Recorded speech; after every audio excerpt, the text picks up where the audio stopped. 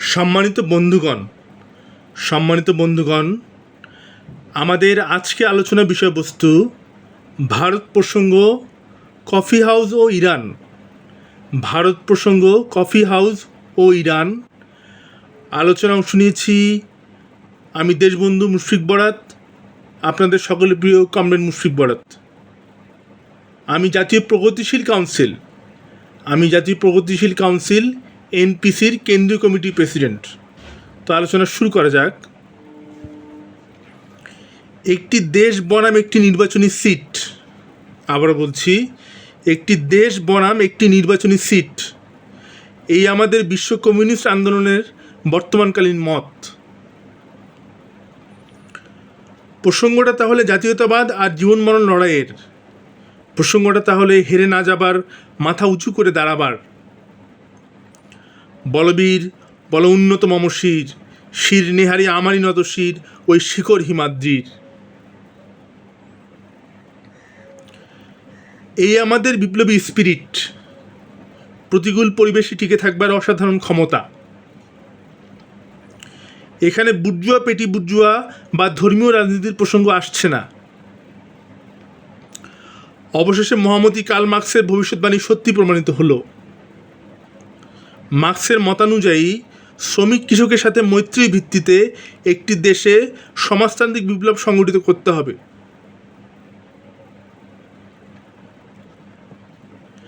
আর আমাদের মত, যে কোনো মূল্যে অন্তত একটি নির্বাচনী সিট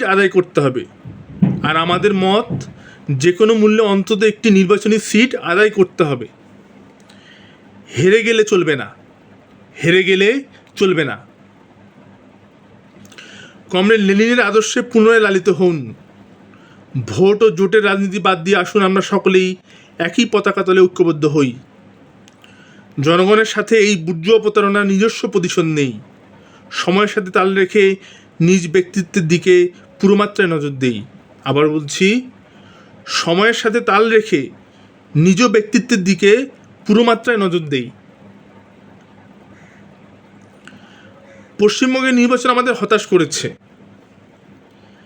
বুর্জুয়াদের এমন উত্থান কোনোভাবেই মেনে নেওয়া যায় না।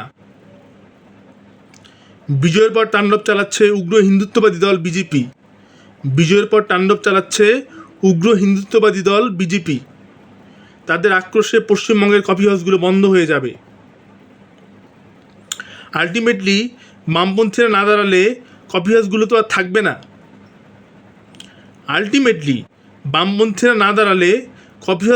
আর থাকবে না। তাহলে এখন বাংলাদেশের কি হবে আর পৃথিবীর কি হবে? সমাজতন্ত্রী না হলে তো আর কফি হাউসে আশা করে লাভ নেই, যা শুধু একটি কমিউনিস্ট পার্টির দ্বারাই সম্ভব।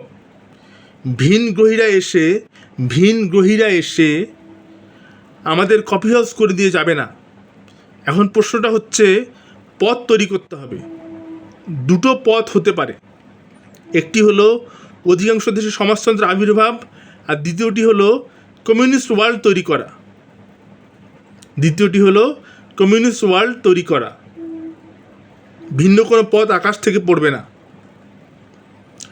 মূল প্রশ্নটা হলো আত্মমর্যাদা ও ব্যক্তিত্বের।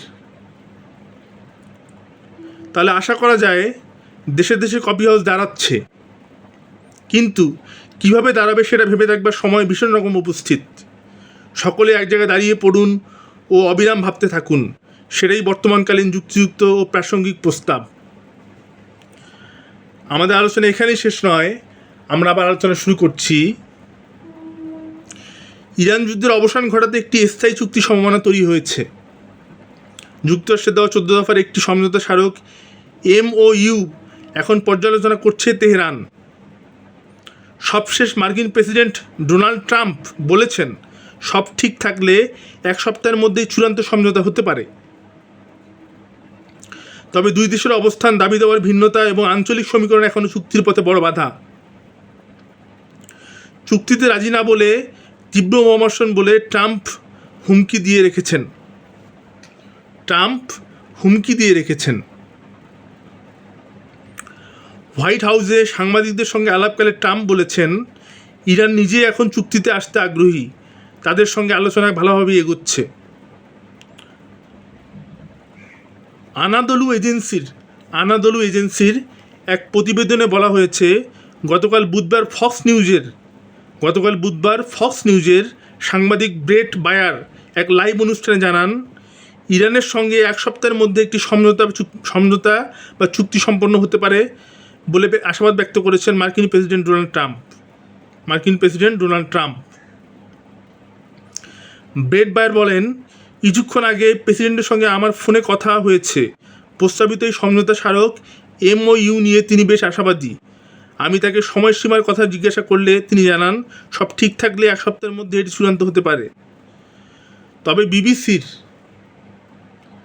এক প্রতিবেদনে বলা হয়েছে, একই সময়ে ট্রাম্প তার নিজের মালিকানাধীন সামাজিক যোগাযোগ মাধ্যম ট্রুথ সোশ্যাল প্ল্যাটফর্মে ইরানকে হুমকিও দিয়েছেন।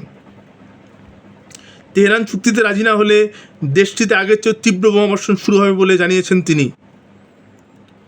ইরানের বিরুদ্ধে যুক্তরাষ্ট্র ও ইসরায়েলের শুরু করা যুদ্ধকে অবৈধ বলে আখ্যায়িত করেছে চীন অবৈধ বলে আখ্যায়িত করেছে এই যুদ্ধকে। বেইজিংয়ে ইরানের পররাষ্ট্রমন্ত্রী আব্বাস আরাগচির সঙ্গে এক বৈঠকে চীনের পররাষ্ট্রমন্ত্রী ওয়াং ই এই মন্তব্য করেন। বৈঠকে ওয়াং ই বলেন, মধ্যপ্রাচ্যে উত্তেজনা কমাতে প্রচেষ্টা চালিয়ে যেতে প্রস্তুত চীন। এই মুহূর্তে ওই অঞ্চলে একটি পূর্ণাঙ্গ যুদ্ধবিরতি অপরিহার্য উল্লেখ করে তিনি বলেন, বর্তমান পরিস্থিতি একটি সংকটপূর্ণ মোড়ে দাঁড়িয়ে আছে। প্রাকৃতিক সম্পদ ফুরিয়ে যাওয়া নিয়ে সংঘাতের মধ্যে দুঃস্বপ্নের কাহিনী সিনেমায় বা গল্পে আমরা পড়ি। ইরানের সঙ্গে যুক্তরাষ্ট্র বা ইসরায়েলের যুদ্ধ যত নিবিড় হচ্ছে, ততই যেন ওই গল্প বা সিনেমার দৃশ্যগুলো কাছাকাছি পৌঁছে যাচ্ছে রূঢ় বাস্তবটা। এই যুদ্ধটা শুরু হয়েছিল তেলকে কেন্দ্র করে। এই অঞ্চলে বহুদিন ধরে পশ্চিমা হস্তক্ষেপের কারণ হয়ে থেকেছে ওই তেল। তবে এখন যুদ্ধের পরিধি যত বিস্তৃত হচ্ছে, উপসাগরীয় অঞ্চলের অন্য দেশগুলো জড়িয়ে পড়ছে। এরকম পরিস্থিতিতে কয়েকজন বিশেষজ্ঞ বলেছেন, আরেকটি নাজুক প্রাকৃতিক সম্পদও সংঘাতের কারণ হয়ে উঠতে পারে, তা হলো জল বা পানি। বিশ্বের মাত্র 2% মিষ্টি পানি সরবরাহ রয়েছে উপসাগরীয় অঞ্চলে। তাই সমুদ্রের পানিকে লবণমুক্ত করার ওপরেই এই অঞ্চলকে খুব বেশি নির্ভর করতে হয়। জ্বালানি তেল শিল্প 1950 সালের পর থেকে যত এগিয়ে গেছে, তার সঙ্গে চাপ পড়েছে মিষ্টি পানির সীমিত সরবরাহের ওপরে। French institute of international relations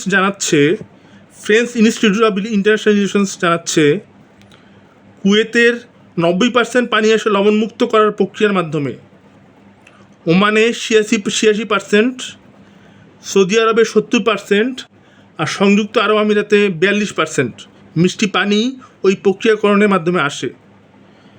আমাদের আলোচনা এখানে শেষ, কমরেড। আমরা এই বিষয়টা নিয়ে আবার পুরনো আলোচনায় ফিরে আসব। ধন্যবাদ সকলকে। প্রগতির জয় হোক বিজ্ঞানের। থ্যাঙ্কস।